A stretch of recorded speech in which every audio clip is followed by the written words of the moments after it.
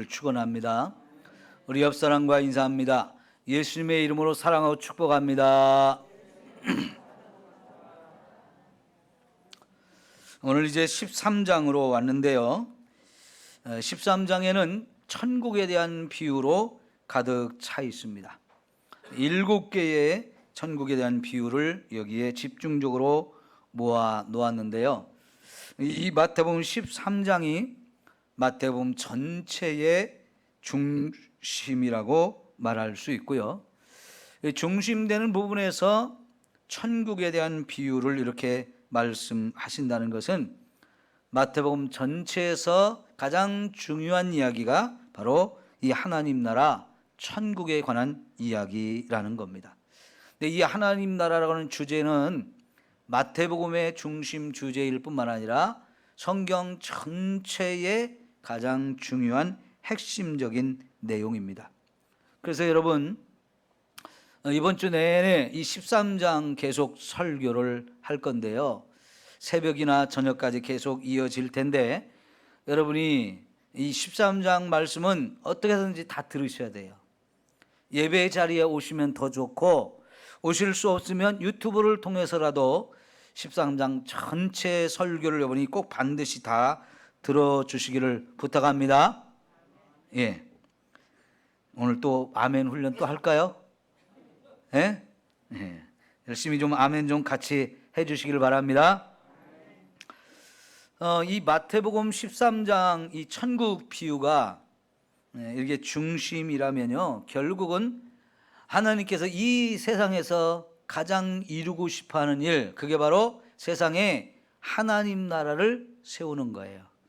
그리고 저와 여러분 한 사람 한 사람을 이 하나님 나라로 초청해서 저와 여러분이 다 이 땅에서도 천국의 삶을 누리고 천국에 가서 그 천국을 영원토록 누리게 하는 거, 이게 하나님이 가장 원하시는 일인 줄 믿습니다. 이 하나님 나라가 우리나라에도 세워지고 여러분의 심령에도 반드시 이 하나님 나라가 세워지기를 축원합니다.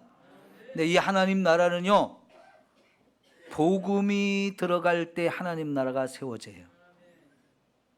여러분, 최근에 아프가니스탄, 미얀마 이런 나라들이 지금 얼마나 심각한 상황에 있습니까? 그 나라를 위해서 우리가 기도하는데 반드시 그 나라에 복음이 들어갈 수 있도록 기도하셔야 돼요. 그러면 복음이 들어가면 그 전쟁으로 참혹한 나라의 평화가 이루어집니다. 그게 하나님 나라가 세워지기 때문에 그래요.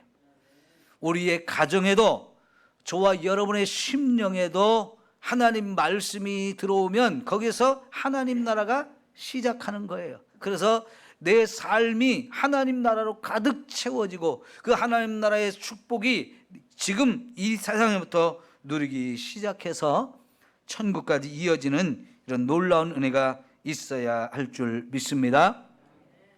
자, 이 13장을 좀 보기 전에 12장 마지막 부분인 46절에서 50절을 좀 잠시 보면요, 여기는 예수님의 어머니와 동생들이 예수님을 잡으러 왔어요.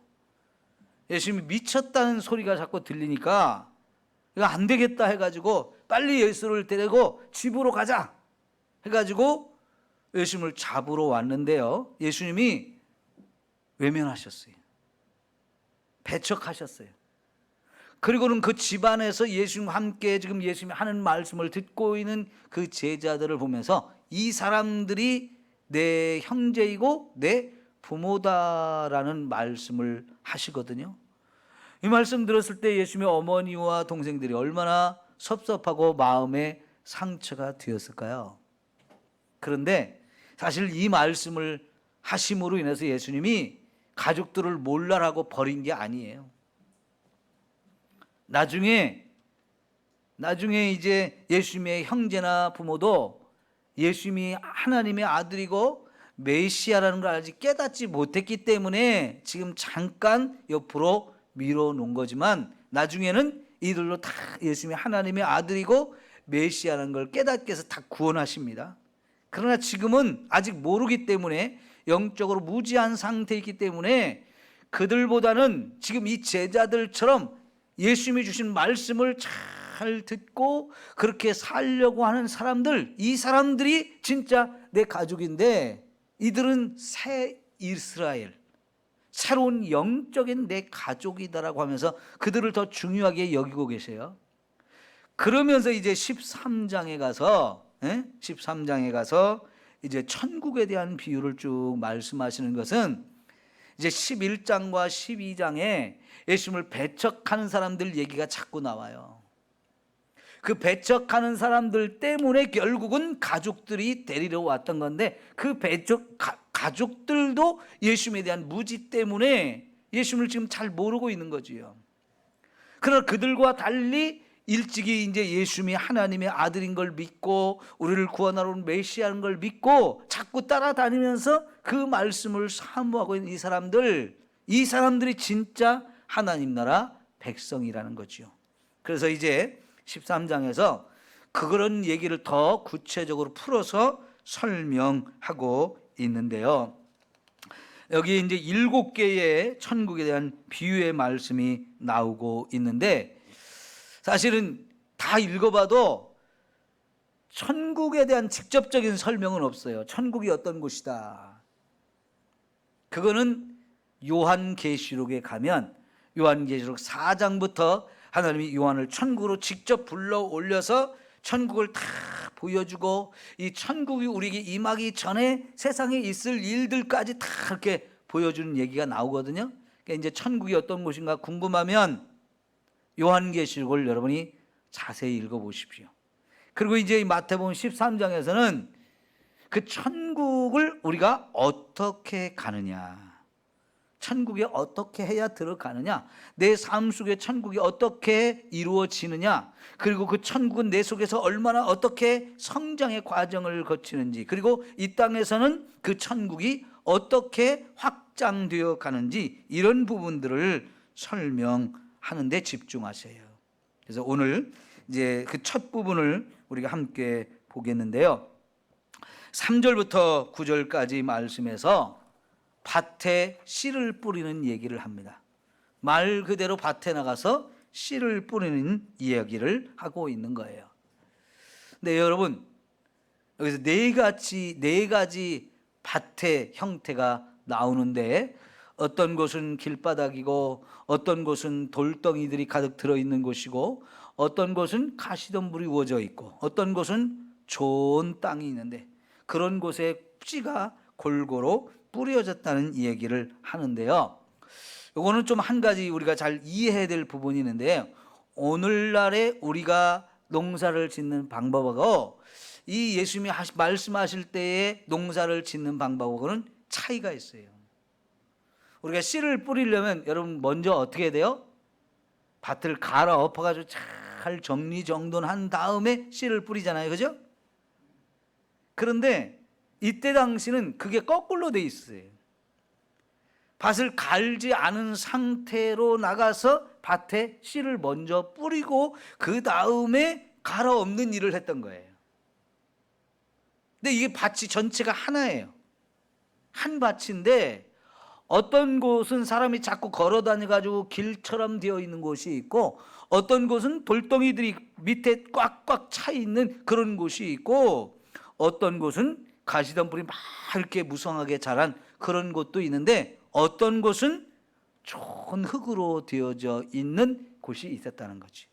그러니까 씨를 뿌리니까 길바닥에도 떨어지고, 돌덩이가 있는 곳에도 떨어지고, 가시덤불에도 떨어지고, 그리고 좋은 땅에도 떨어지는 거예요. 자, 그렇게 씨 뿌리는 이야기를 했는데, 이 씨 뿌리는 얘기가 단순히 농사 짓는 얘기를 예수님이 하신 걸까요?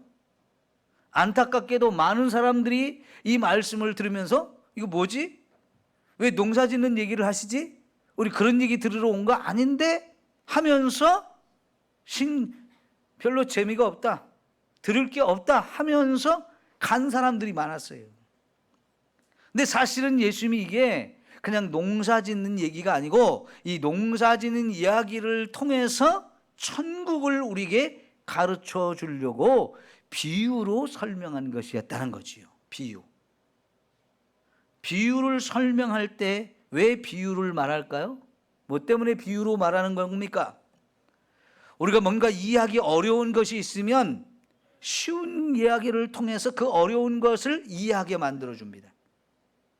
우리가 전혀 알지 못하는 굉장히 복잡하거나 고차원적인 이야기를 할 때는 그거를 좀 더 쉽게 이해하고 알아들을 수 있게 하기 위해서 쉬운 이야기로 하는데, 이 마태복음 13장의 7개의 비유는 다 저와 여러분의 일상생활 속에 있는 아주 평범한 것들, 사람들이 늘 접하는 것들, 이런 것들을 통해서 하늘의 진리를 가르치려고 비유적으로 설명을 했는데, 이 비유로 설명하는 이야기는 사실은 이 7개의 비유를 이해하는 데 가장 중요한 부분인데, 요거는 오늘 저녁 설교할 거예요. 그러니까 여러분, 이 오늘 저녁 설교도 반드시 여러분 들어주셔야 됩니다. 또 아멘을 못 하시네. 입 좀 열어봐요. 아멘으로 화답해야 여러분이 그 말씀을 확 잡는 거예요. 예? 예. 꼭 들으세요.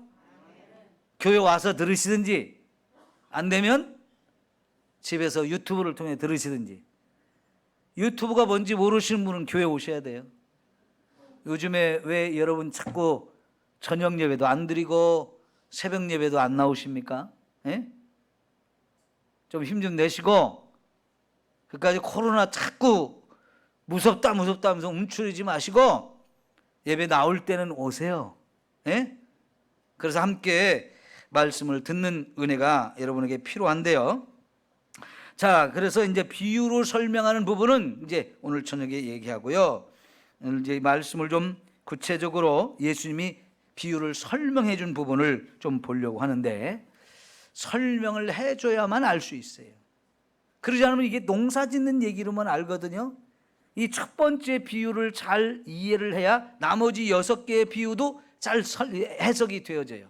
이 첫 번째 비유를 모르면 나머지도 이해할 수 없게 되어지는데, 우선 이 씨앗이 뭐라고 말씀하세요? 씨앗은 말씀이다 그랬어요.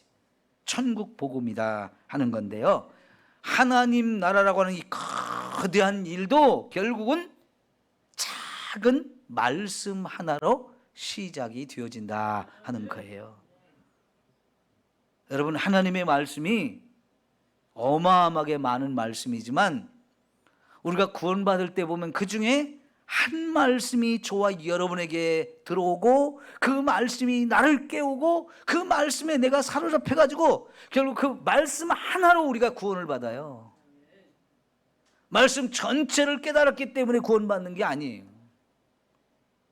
이제 한 말씀으로부터 시작되어지는 거예요. 여러분 한번 잘 생각해 보세요. 언제부터 내가 예수를 믿게 되었는가?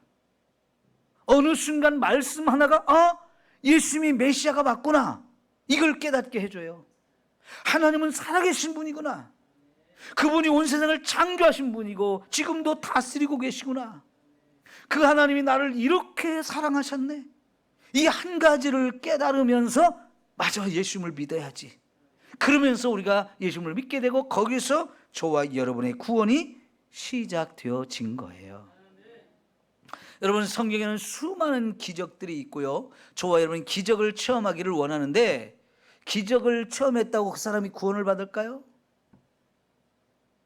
아무리 큰 기적을 여러 번 체험해도 전혀 구원받지 못하는 사람이 있어요. 결국은 하나님의 나라라고 하는 것도 하나님의 말씀을 통해서 저와 여러분에게 주어진다는 이야기입니다. 말씀이 없는 하나님 나라, 말씀이 없는 천국은 저와 여러분에게 결코 주어지지 않는다는 이야기예요. 자, 그러면 여러분, 지금 우리가 이 하나님의 말씀이 선포되어지는 자리에 있죠? 이 자리, 이 시간이 저와 여러분에게 모두 너무너무 중요한 자리예요. 왜? 이 말씀을 들음으로 내 안에 하나님 나라가 세워지기 때문인 거죠.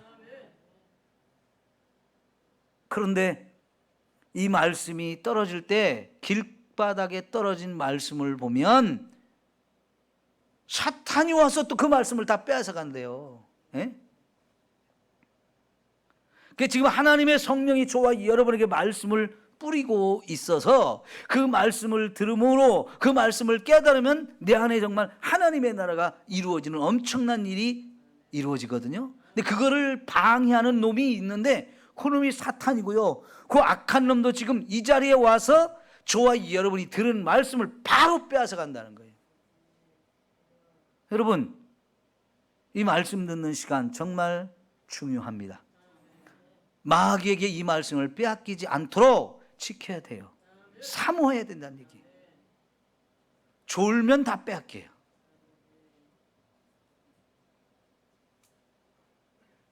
매주 조는 게 습관이 되어져 있는 분이 있어서 제가 여러 번 자주 말씀을 드리거든요. 예배 시간에 자꾸 조는 분들은 사탄아 물러가라, 여러분 스스로 기도해서 쫓아내시오. 그것도 안 되면 목사님 저 기도 좀 해주세요. 제가 자꾸 졸려요. 가끔 그러신 분들 있거든요. 제가 기도해 주면 이 말씀을 또 잘 들어요. 근데 그 부끄러워가지고 기도도 스스로도 안 하고 저한테 와서 기도도 해달라고 안 하시는 분은 계속 사탄에게 말씀을 뺏긴다는 사실을 기억하시고 기도해서 쫓아내십시오. 여러분 스스로 기도해도 안 나가면 책에 와서 기도를 받고 사탄을 쫓아내시고 말씀을 빼앗기지 마십시오. 여러분 스스로가 말씀을 읽어야 되고 공부해야 되고 묵상하는 이 모든 것들이 내 안에 하나님의 말씀을 통해서 하나님 나라가 이루어지게 하는 것이죠. 근데 이 본문의 말씀을 제가 원어로 살펴보니까 이게 씨를 뿌린다는 말씀이 현재형으로 표시되어 있어요. 헬라어에서 이 현재형은 특별한 의미가 있는데 계속 한다는 뜻이에요. 계속. 그러면 지금 예수님이 저와 여러분에게 말씀을 뿌리는데 한 번 딱 뿌리고 끝난다는 얘기가 아닙니다. 예수님은요 계속해서 뿌리고 또 뿌리는 거예요. 왜? 저와 여러분의 이 속에서 말씀이 정말 풍성하게 열매를 맺을 때까지 뿌리고 또 뿌린다는 거예요. 그 뿌린 말씀이 사탄에 의해서 빼앗기고 또 어떤 말씀들은 돌덩이 위에 뿌려져 가지고 뿌리가 내리지 못하고 죽어버리고 가시덤불 때문에 또 죽어버리는 이런 일들이 있기 때문에 그런 곳에서 또 뿌리고 또 뿌려서 결국은 거기서 말씀을 통해서 이 마음이 갈아엎어지고 많은 열매가 맺어질 때까지 뿌리고 또 뿌리신다는 거예요. 하나님이 저와 여러분을 얼마나 사랑하는지 변함없이 쉬지 않고 성실하게 이렇게 하나님이 우리에게 은혜를 주시기 때문에 저와 여러분이 마침내 말씀을 듣다 보면 깨닫게 되고 내 안에 하나님 나라가 이루어지는 줄 믿습니다. 자, 처음에 길가에 뿌려졌다 그랬어요. 길가. 이 길가는 사람들이 계속 다녀가지고 딱딱하게 굳어진 곳을 말하는데요. 무엇이 저와 여러분의 마음을 이렇게 딱딱하게 굳어지게 만들까요? 말씀보다 먼저 내 안을 꽉 자리 잡고 있는 것들이 바로 그런 건데요. 우리가 교회를 다니기 전에 세상에서 배운 것들이 많죠. 그런 것들이 우리의 자존심을 세우고 우리를 교만하게 만들고요. 내 생각을 만들었는데 그 자기 생각들을 자꾸 내세우고 세상이 가르쳐준 것들이 마음에 꽉 차 있으면 그것이 하나님 말씀을 자꾸 거부하게 만들어요. 그걸 가지고 하나님 말씀을 자꾸 판단해요. 내가 지혜로운 자인 것처럼 내가 가진 그것이 하나님 말씀을 판단할 수 있는 도구가 되는 것처럼 자꾸 그렇게 해서 이건 아닌데? 이거 못 믿겠는데? 이렇게 하면서 거부하게 만드는 것들, 이런 것들이 우리 마음을 딱딱하게 굳어지게 만드는 거거든요. 여러분, 고집 세신 분들 많죠? 자기 생각이 항상 옳다고 교만한 사람도 많죠? 또 우리에게는 미련함도 가득 차 있고요, 완악한 마음도 가득 차 있어요. 이런 것들이 우리 마음을 완악하게 만들어서 결국은 하나님 말씀을 듣지 못하게 합니다. 이 말씀을 듣는 시간에 사탄이 와서 자꾸 저와 여러분을 방해하고 들은 말씀을 자꾸 빼앗아 간다면 여러분, 이 영적 싸움이 있다는 얘기예요.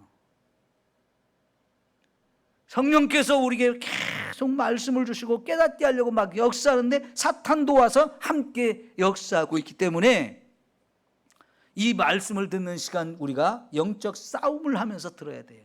내가 이 말씀을 반드시 깨달아야지. 말씀을 더 깨닫고 싶다. 사모하는 마음이 이렇게 주어질 때에 저와 여러분의 말씀을 깨닫고 은혜 가운데 살게 되어질 줄 믿습니다. 여러분 고린도후서 4장 3절 4절을 찾으십시오. 1부 때 보니까 막 졸고 있다가 찾으라니까 얼른 또 눈을 떠가지고 찾으시대요. 제가 그래서 자꾸 말씀을 찾으라는 거예요. 요 앞에 보는 것도 좋지만 보기 전에 좀 찾으세요. 그래야 잠도 깰 거 아니에요. 고린도후서 4장 3절 4절 말씀. 자, 다 같이 함께 읽습니다. 시작. 만일 우리 복음이 가리웠으면 망하는 자들에게 가리워진 것이라. 잠깐. 말씀이 가리워진 사람들이 있대요. 보지 못하게 가리워진대요. 그러면 어떻게 된다고요? 망한다 그랬어요. 이게 굉장히 중요한 거예요. 물질을 잃어버려서 망하는 게 아니고요, 말씀을 듣지 못하도록 방해하는 놈들 때문에 눈이 가려져 있으면 그 사람 망한대요. 여러분 망하지 말아야 되잖아요. 예? 우리가 살려고 왔거든요. 근데 이 자리에서 말씀이 내 눈을 가려지면 말씀을 못 보게 되고 못 듣게 되고 그러면 우리 망하게 되는 거예요. 자, 왜 망하느냐? 왜 가려졌느냐? 그 중에 이 세상 신이 믿지 아니하는 사람들의 마음을 어떻게 했어요? 혼미하게 만들었기 때문이라는 거예요. 사람들이 말씀을 들을 때 깨닫지 못하는 것은 혼미한 생각 때문에. 이거 복잡해요. 깨닫지 못하고 머릿속이 복잡해져요. 누가 그렇게 했느냐? 이 세상 신이 그렇게 했대요. 바로 사탄, 귀신들을 말하는 거예요. 이놈들이 자꾸 저와 여러분이 세상에서 배운 지식들과 내 생각들 이런 것들을 가지고 하나님 말씀을 자꾸 깨닫지 못하도록 혼란스럽게 만드니까 결국 눈이 가려지고 귀가 막히면서 말씀을 깨닫지 못하고 그래서 믿지 못해서 결국은 어떻게 될까요? 망하게 한다는 거지. 여러분 가운데 이런 사람이 한 사람도 없어야 돼요. 네? 이렇게 되면 망하는 거예요. 이게 길바닥 같은 마음의 상태예요. 두 번째 마음밭은 돌덩이가 들어있는 마음이죠. 이 밭은 우리 마음이라고 말씀하세요. 마음 속에 돌덩이들이 들어있다는 것입니다. 그래서 이런 사람들은 돌덩이 위에 속이 살짝 덮여져 있는데 거기에 씨앗이 떨어지면 뿌리도 내리고 싹을 틔우는데 어떤 사람이냐? 말씀을 들을 때 기쁨으로 받는다는 거예요. 그런 말씀이지. 기쁨으로 받았어요. 깨달았어요. 그런데 이 말씀이 이제 자라야 되는데 자라려면 뿌리가 깊이 파고 들어가야 되거든요. 근데 뿌리가 들어가려고 하는데 밑에 돌덩이들이 자꾸 막고 있다는 거예요. 그것도 큰 돌덩이들이. 그러면 뿌리가 더 내려가지 못하고 결국 햇빛이 나오면 타서 말라 죽게 된다는 거지요. 여러분, 이거는 밖에서 오는 환난이라고 말씀했어요. 말씀을 듣게 되면 그리고 그 말씀대로 살려고 하면 반드시 뭐가 따라오냐? 환난이 온다 그랬어요. 여러분 많이 경험해 보셨죠? 그 환난을 우리가 잘 견뎌야 말씀대로 살 수 있고 그 말씀대로 살면 뿌리는 깊어지고 믿음은 자라고 결국은 열매가 맺어지는데 말씀대로 살려고 하는데 위협이 오고 어려움이 오고 환난이 와가지고 이걸 견디지 못하게 되면 결국 믿음은 다 잃어버리고 사라지게 되어진다는 거지요. 여러분 하나님의 축복은 환난이라고 하는 거로 보자기가 쌓여서 와요. 근데 겉에 보이는 그 환난 요것 때문에 두려워서 그 안에 들어있는 어마어마한 보화를 발견하지 못하는 경우 결국은 무너지게 되고 쓰러지게 돼요. 예수님 당시에는 유대교가 예수 믿는 사람들을 핍박을 줬어요. 요한복음 9장에 보면 나면서부터 눈이 보이지 않던 사람이 있었는데 예수님이 그 사람을 고쳐줬어요. 이름이 바디메오. 그런데 너무너무 기쁘고 너무너무 좋아서 막 사람들에게 알리고 싶은데 못해요. 왜? 그때 당시 이제 바리새인이나 이런 종교 지도자들이 예수 믿으면 안 된다, 예수 믿으면 출교시켜버릴 거야, 이렇게 공포를 했어요. 출교시킨다는 것은 완전히 쫓아내서 왕따시키겠다는 거예요. 여러분, 그게 얼마나 큰 고통인지요. 그러면 어른들을 그렇게 하면 어디 일자리도 없어요. 먹고 사는 게 힘들어지는 거예요. 그리고 좀 더 시간이 흘러간 후에 로마가 핍박을 했는데요, 로마 사람들은 황제를 숭배하라고 하면서 다른 신을 섬기지 못하게 했어요. 그런데 예수 믿는 사람들은 예수님 하나님만이 우리의 유일한 신이고 황제는 신이 아니다 거부해버렸다면, 그러니까 엄청난 핍박이 왔는데요, 여러분, 상상을 초월할 정도의 끔찍하고 잔인하고 무서운 이런 형벌들을 가하니까 많은 사람들이 그게 두려워서 예수 믿는 걸 포기하게 됐어요. 그러나 여러분, 그런 엄청난 핍박 가운데서도 수많은 사람들이 예수님만이 나의 구주이시고 이 예수를 믿어야 천국 간다는 이 복음, 이 천국 가면 얼마나 엄청난 은혜와 축복이 있을지를 너무나 잘 알기 때문에 포기하지 않았어요. 견뎠다는 얘기예요. 아무리 큰 고난이 오고 거기서 죽음을 당해도 목숨을 걸고라도 이 믿음을 지켰어요. 그래야 진짜 참 믿음이니까요. 여러분, 우리 예수 믿으면서 당하는 이런 어려움들 다 있거든요. 그게 어떤 형태로 오든지 간에 저와 여러분은 그걸 이겨야 돼요. 그래야 끝까지 믿음을 지킬 수 있습니다. 세 번째는 가시떨기밭에 복음이 뿌려졌다고 그러는데, 은혜도 받고 자라는데 나보다 먼저 큰 놈들이 있어요. 이 말씀의 은혜가 막 이렇게 자라는 과정에 더 먼저 커가지고 막 우거져 있는 이 가시떨기들, 얘네들이 바람 불면서 자꾸 나를 찔러대기 때문에 결국은 열매를 맺지 못하게 한대요. 저중에 어느 성도님 집에 신방을 갔더니요, 집 앞에 밭이 참 좋더라고요. 아이고, 여기 배추 심어갖고 김장 잘하겠네요. 그랬더니, 아, 목사님 말도 마세요, 여기는 배추를 못 심어요. 그래. 왜 그래요? 그랬더니 벌레가 하도 많아가지고 못 심겠대요. 모종을 갖다 심어놨을 때 그때부터 막 배추벌레가 생기면요, 다 갉아먹으니까 심어봐야 거둘 게 없는 거예요. 그것처럼 여러분, 이 말씀이 자라는 걸 방해하는 이 가시덤불 막 찔러대니까요, 결국은 말씀이 자라지 못하는데, 이 가시덤불을 뭐라고 표현했어요? 세상의 염려와 물질의 유혹이다 그랬어요. 여러분, 세상 사는 게 만만치 않잖아요. 살다 보니까 자꾸 염려할 것들이 많아져요. 근데 어떤 사람들이 정말 염려를 너무 많이 하는 사람들이 있어요.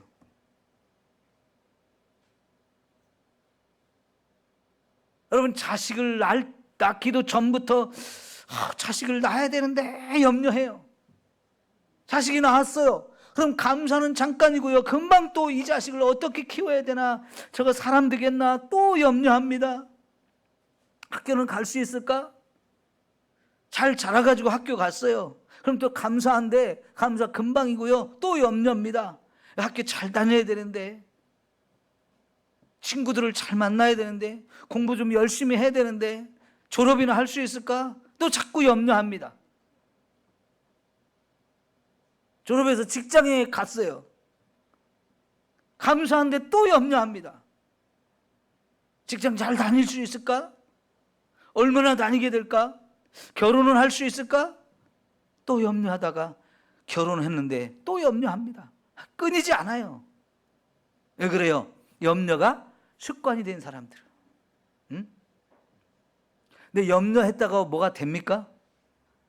아무리 염려해도 아무것도 변화가 없어요. 그런데 자꾸 이 염려가 습관이 된 사람은 자꾸 습관적으로 염려를 해요. 하나님 우리에게 뭐라고 말씀해요? 너희 염려를 다 주께 맡겨라 그랬어요. 주께 맡기는 방법이 뭐죠? 감사함으로 하나님께 아뢰라 그랬어요. 염려할 것이 생기면 그걸 내가 혼자 싸질머지고 염려하지 말고 하나님께 감사하면서 기도해라. 그러면 하나님이 그걸 가져가서 다 아름답게 이루어 주셔요. 자, 그 다음에 물질에 대한 유혹이라 그랬어요. 여러분 우리 이 세상 살면서 물질 정말 필요하죠? 너무너무 중요하죠? 아무리 중요하고 필요하지만 그것이 저와 여러분을 유혹합니다. 그 유혹에 빠지면 안 돼요. 예? 근데 많은 사람들이 신앙생활을 하면서도 여전히 물질에 대한 염려, 물질에 대한 욕심이 가득하고요. 물질로 조금만 유혹해도 금방 훅 하고 넘어가는 경우가 많아요. 마태복음 6장에서 무엇을 먹을까? 무엇을 마실까? 무엇을 입을까? 뭐 하지 말라? 염려하지 말라. 왜 염려하지 말라고요? 하나님이 먼저 우리가 이 모든 것이 필요한 걸 다 알고 계신데요. 그래서 우리는 그 하나님 앞에서 이런 염려할 것이 생기지만은 먼저 그의 나라와 그의 의를 구하면 이 모든 것을 다 더해 주신다고 그랬어요. 그러니까 여러분 물질이 다 필요한 거 하나님 아셔요. 나보다도 더 아셔요. 그 필요한 걸 하나님이 주신다는 걸 여러분 믿고요. 우리는 먼저 하나님의 나라와 하나님의 의를 구하는 삶을 살면 하나님이 다 채워 주신대요. 저는 대학교에 가서 이거를 정말 말씀으로 철저하게 확인을 했고요. 체험한 다음에 이게 믿어져 가지고 그때부터 나 하나님 먹고 입고 마시는 거 염려 안 하겠습니다. 하나님께 다 맡겼습니다. 나는 하나님의 나라와 하나님의 의를 구하며 살겠습니다.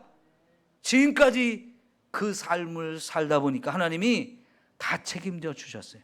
저는 정말 자신 있게 이런 걸 여러분에게 간증할 수 있어요. 수없이 많아요. 대학교 4학년 동안에 등록금 낼 때마다 없어가지고 힘들었어요. 그 염려가 안 되겠습니까? 염려가 되지요. 그때마다 기도했을 때 하나님이 다 주셨기 때문에 제가 대학도 다니고 대학원도 2개나 다녔어요. 저희 집에서 등록금 딱 한 번 주고 못 주셨어요. 이제 22살 청년인데 어디서 그 돈이 생기겠습니까? 처음에는 없으니까 걱정하고 염려하고 두려워했는데 이 말씀을 만나고 나서부터는 하나님이 다 해결해 주셨기 때문에 대학뿐만 아니라 참 좋은 마누라 만나서 결혼도 했잖아요. 진심이에요. 지금까지 행복하게 살아왔어요. 왜? 하나님이 다 책임져 주셨으니까. 여러분 물질의 유혹이 항상 우리에게 옵니다. 이거 없으면 안 되는데 돈 버는 일이 생겼다고? 금방 또 가고 이런 거 여러분 하지 마시고요. 하나님께 맡기십시오. 그럼 그런 유혹에 우리가 흔들리지 않게 되어져요. 이런 유혹에 자꾸 흔들리면 믿음은 금방 사라지게 돼 있어요. 믿음은 절대로 우리 삶의 열매를 맺지 못하게 해요. 여러분 밖에서 오는 핍박이나 어려움도 있고요. 내 속에서 나오는 고민과 갈등, 염려 있거든요. 이런 것들을요 안팎으로 여러분이 열심히 싸워서 물리치고 견디고 할 때 진짜 믿음이 자라고, 그러면 옥토에 이 씨앗이 뿌려진 것처럼 진짜 잘 자라서 이 말씀을 통해서 하나님 나라가 내 안에 이루어지고 그 말씀의 역사가 30배로 60배로 100배로 풍성한 열매를 맺게 하시는 줄 믿습니다.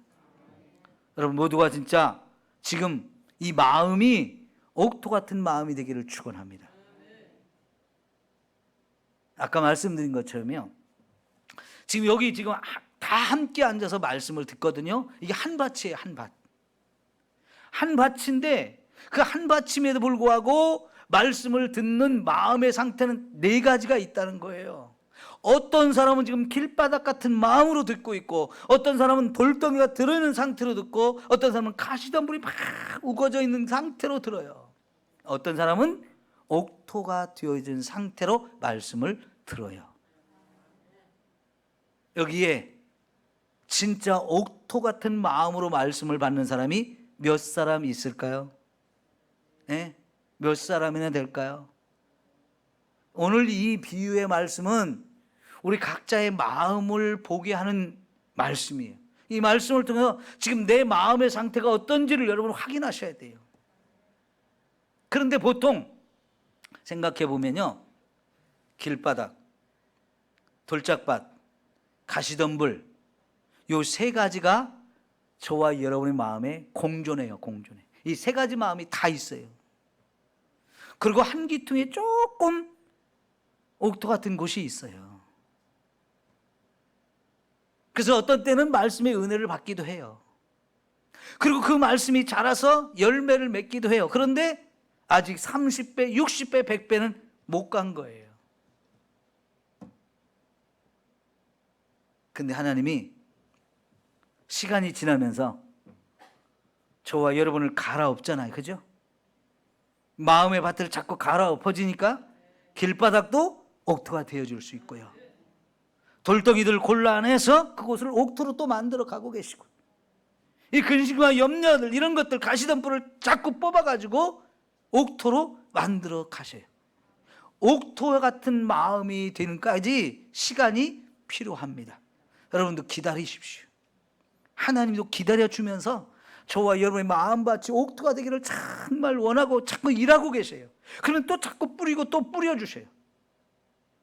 그래서 또 듣고 하면서 저와 여러분의 마음에 이 말씀의 열매가 풍성하게 맺어져야 하는 것이에요. 하나님 나라라고 하는 것은 하나님이 왕 되시는 나라예요. 그분이 나의 주인이 되어서 다스려 주시는 나라가 되어지면요, 최고의 은혜와 최고의 축복을 누리며 살 수 있는 거예요.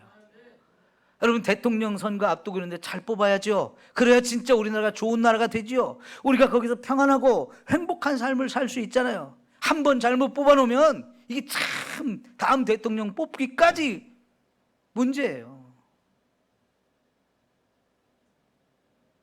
여러분, 정치적인 얘기 그만두고 우리 마음에 하나님이 왕이 되주셔야 돼요. 내가 왕이 돼서도 안 되고 마귀가 왕이 돼서는 이건 절대로 망하는 삶이고요. 진짜 하나님을 내 안에 모셔서 그분이 나의 주인이 되어주시면, 온 세상을 창조하신 분이, 그분이 온 세상을 다스린 분이 내 마음의 주인이 되어서 다스려 주시면 이게 최고의 은혜인 거죠.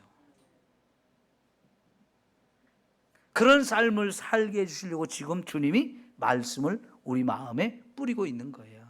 이 말씀의 은혜가 깨달아져서 여기 30배도 60배도 100배도 열매를 맺는 이 놀라운 은혜가 있어져야 합니다.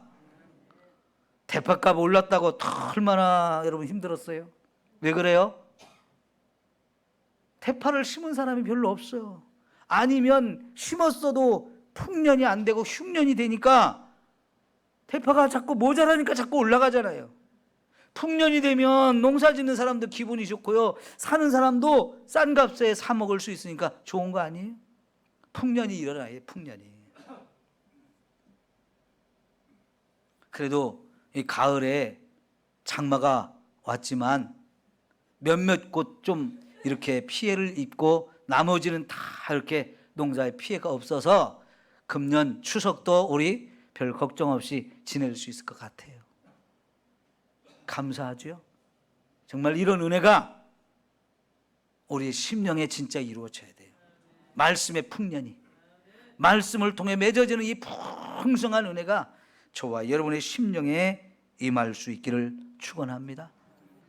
문제는 내 마음이 옥토가 되어야 되는데, 그러려면 옥토로 갈아엎는 작업, 이게 뭘까요? 회개입니다. 회개. 길바닥 같은 마음 확 뒤집어 엎어야 돼요. 돌덩이들 다 끄집어내고 가시덤불 딱 뽑아내는 이게 바로 회개거든요. 여러분, 우리 속에 있는 고집, 자존심, 교만, 완악한 거, 미련한 거, 죄된 습성들, 이런 것들이 다 제거되어질 때 이 옥토가 되는 것이고, 거기에 하나님 말씀이 뿌려지면 막 어마어마한 역사가 일어나게 되는 거예요. 여러분, 100배로 맺어진다는 게 엄청난 축복 아니에요? 밀을 하나가 떨어져서 100배의 열매를 맺는다. 엄청난 일이잖아요. 예?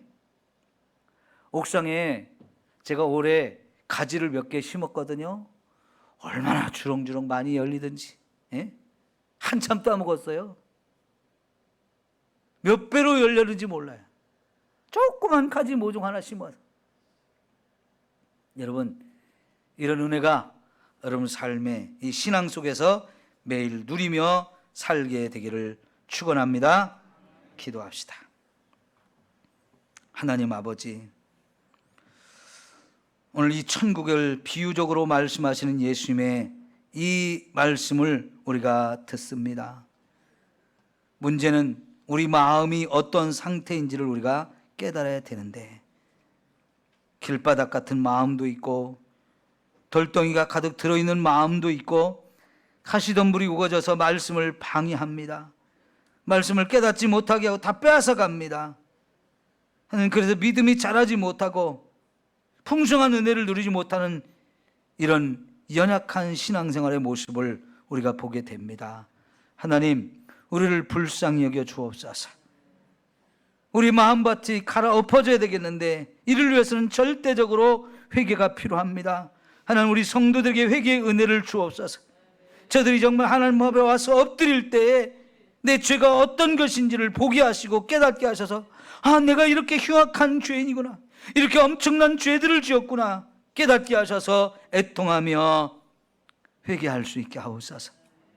그래서 정말 내 마음이 옥토로 피어내야 말씀을 깨닫고 은혜가 풍성해지며 하나님 나라가 내 안에 이루어지는 이 엄청난 역사가 이루어질 줄 믿사오니, 주여, 우리 가운데 성령이 오셔서 회개하게 하여 주옵소서.